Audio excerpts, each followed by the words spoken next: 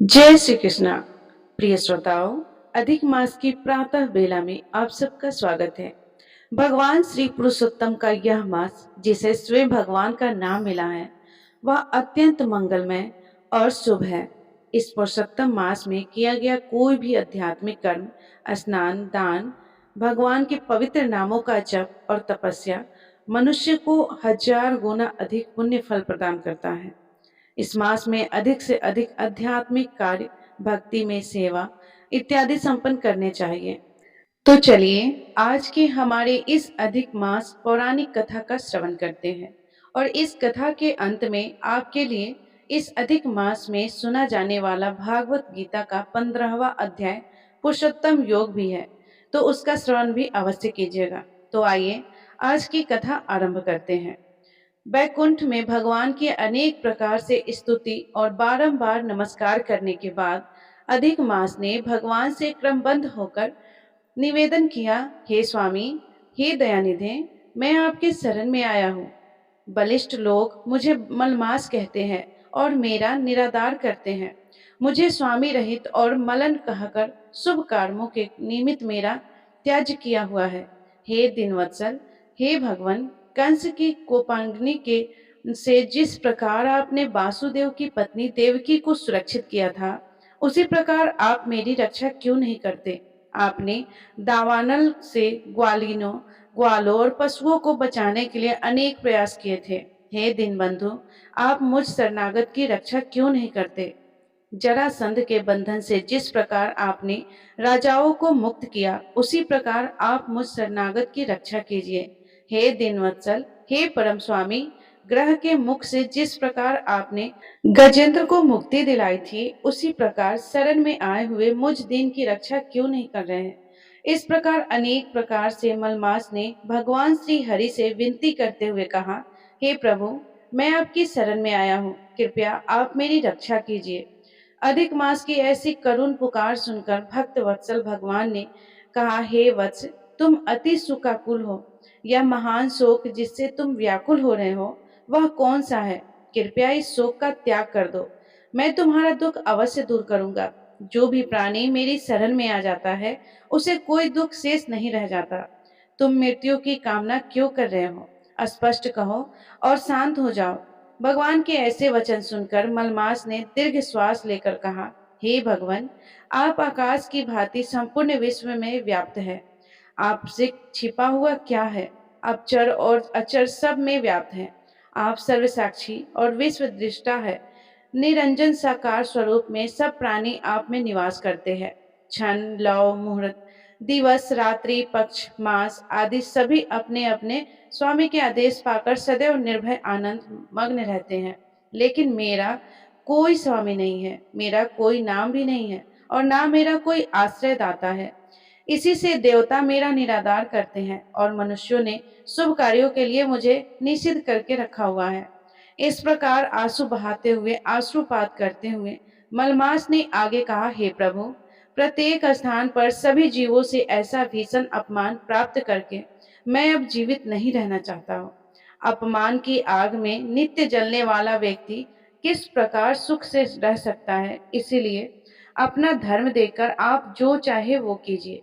आप प्रभु है, स्वामी है, मैं तो एक तुच्छ जीव हूँ, बार बार आपसे क्या ही कह सकता हूँ। हे प्रभु, मैं मृत्यु चाहता हूँ, मैं मरना चाहता हूँ और मैं मरूंगा। ऐसा बार बार कहते हुए वह मलमास लक्ष्मीपति भगवान श्री विष्णु के समक्ष शांत होकर गिर पड़ा। उसको इस प्रकार नीचे गिरते हुए देखकर संपूर्ण सभा आश्चर्यचकित होने लगी। उस समय वह अधिक मास जिस प्रकार गिरकर नीचे चुप होकर गिर गया, उसे देखकर भगवान श्री कृष्ण दया से भर उठे और फिर मधुर वचनों में उसे सांत्वना देने लगे। भगवान ने किस प्रकार उसे सांत्वना दी, वह हम सुनेंगे हमारी इसी अधिक मास कथा श्रृंखला की अगली कड़ी में, कल प्रातः काल। प्रिय श्रोताओं, आइए अब हम इसी अधिक मास से जुड़ी हुई एक और सुंदर पौराणिक कथा सुनते हैं।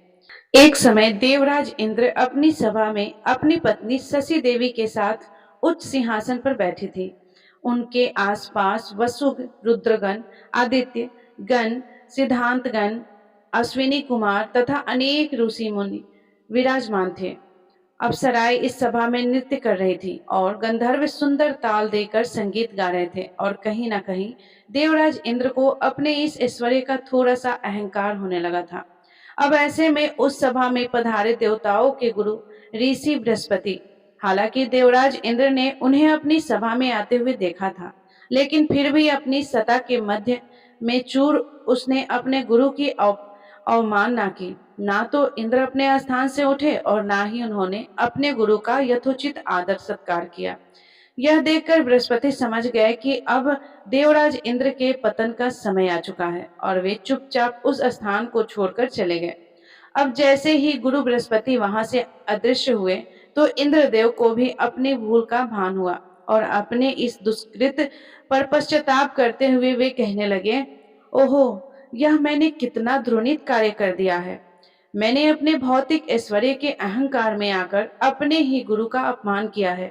इस पाप का प्रायश्चित करने हेतु मुझे इसी क्षण उनसे जाकर क्षमा याचना करनी होगी। मुझे जैसे व्यक्ति सभी लोकों में निंदनीय है जो अपने गुरु का सम्मान नहीं करता। यह सोचकर इंद्रदेव अपने गुरु बृहस्पति के पास क्षमा मांगने के लिए जाते हैं, लेकिन बृहस्पति वहां से अदृश्य हो जाते हैं। सभी देवतागण उन्हें ढूंढने का प्रयास करने लगे, लेकिन उनमें से कोई भी देवताओं के गुरु बृहस्पति को नहीं ढूंढ पाए। अब देखिए, इस अवसर का लाभ उठाया असुरों ने। जैसे उन्हें पता चला कि देवताओं ने अपने गुरु का अपमान कर दिया है और अब बृहस्पति उनके साथ ना होने के कारण वे असहाय हो चुके हैं, तो उसी क्षण असुरों के गुरु शुक्राचार्य के निर्देशन में उन्होंने स्वर्ग का आक्रमण कर दिया। अब असुरों के सामने देवताओं की भयंकर पराजय हुई। निसहाय देवतागण अब पहुंचे ब्रह्मा जी के पास। ब्रह्मा जी ने भी देवराज इंद्र की अच्छी डांट फटकार लगाते हुए कहा, हे देवराज, आपने ऐश्वर्य के मद में चूर होकर जो अपने गुरु बृहस्पति का अनादर किया है, उसी का यह परिणाम है कि आज आपने अपने समस्त भौतिक ऐश्वर्य को खो दिया है। अब एक कार्य करो, जब तक देवगुरु बृहस्पति वापस नहीं लौटते तब तक तुम त्वष्टा के पुत्र विश्वरूप के आश्रय में जाओ।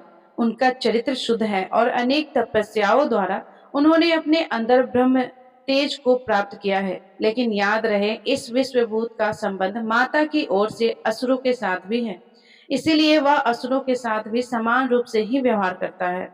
ब्रह्मा जी के बात सुनकर देवराज इंद्र सहित सभी देवतागण त्वष्टा के पुत्र विश्वरूप के पास गए। उन्होंने उनकी पूजा की और प्रार्थनाएं और स्तुति करके उन्हें प्रसन्न करने का प्रयास किया। देवतागण की इस प्रकार श्रद्धा को देखकर विश्वरूप उनके गुरु बनने के लिए तैयार हो गए और उन्होंने देवताओं के लिए अनुष्ठान करना आरंभ कर दिया। अब देखिए, जैसे ही ब्रह्मा जी ने बताया था कि विश्वरूप के मन में असुरों के प्रति भी अच्छा भाव था, इसीलिए देवराज इंद्र से छिपकर विश्वरूप असुरों के लिए भी आहुतियां दे रहे थे। जब इंद्र को इस बात का पता चला तो उन्हें वह बड़ा क्रोध आया और उन्होंने उसी समय विश्वरूप के तीनों सिर काट दिए। हालांकि इंद्रदेव को इस प्रकार ब्राह्मण हत्या करने के बाद पश्चाताप हुआ, लेकिन अब क्या करें, आखिर अपने भौतिक ऐश्वर्य को भी उन्हें बचाना था। जब ऋषि त्वष्टा को यह समाचार मिला कि इंद्र ने उनके पुत्र विश्वरूप की हत्या कर दी है, तो वे अत्यंत क्रोधित हो उठे। उन्होंने इंद्र का वध करने के लिए उसी समय एक यज्ञ प्रारंभ किया। उसमें आहुतियां देते समय वे जोर जोर से बोलने लगे, हे इंद्र के शत्रु, इंद्र का वध करने के लिए इसी समय प्रकट हो, प्रकट हो, प्रकट हो। और फिर यज्ञ की उस अग्नि की दक्षिण दिशा से एक भयंकर व्यक्ति उत्पन्न हुआ। वो साक्षात प्रलय जैसा लग रहा था। उसका शरीर चारों दिशाओं में तीव्र गति से फैल रहा था। उसके बाल, दाढ़ी और मूछें पिघले हुए तांबे जैसे रंग की थी। उसका विशाल काला शरीर जले हुए पर्वत जैसा प्रतीत हो रहा था।